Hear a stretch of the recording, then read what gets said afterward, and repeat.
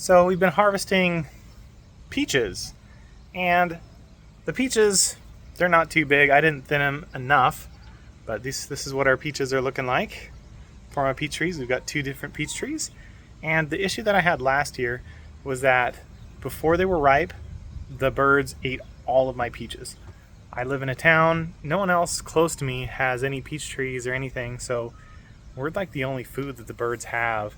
And our neighbors have like water fountains and stuff, so the birds come over here for water, and then they would eat all the peaches on my trees before they were ripe last year, and there was nothing I could do. I got no harvest whatsoever. But this year, what my solution was, I didn't know exactly how to do it. So there were these little baggies where I could individually bag each peach. So I've literally individually bagged every single one of my peaches. I'm out here taking the bags off, but I thought I'd make a little video about it because it actually worked, and there's no pecks on them.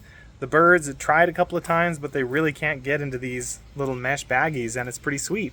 So every single one of these peaches individually bagged. I only bagged about 100. I only have 2 trees, and they're not, I think they're in the 3rd year. So just starting to get some peaches, and I didn't have a ton of peaches this year.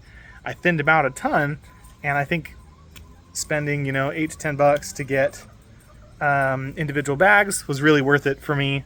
Might be for you. I don't know if anyone else is having issues with this, but I just don't have enough peaches. Like, the birds will eat just everything that I have. So I'm just gonna thin them out really good, get some big peaches and individually bag them. These bags are a little too small, what I purchased. I'll link what I purchased and link what I'm probably gonna get next time. And just so you know. Anyway, thanks for watching. I'll see you in the next one.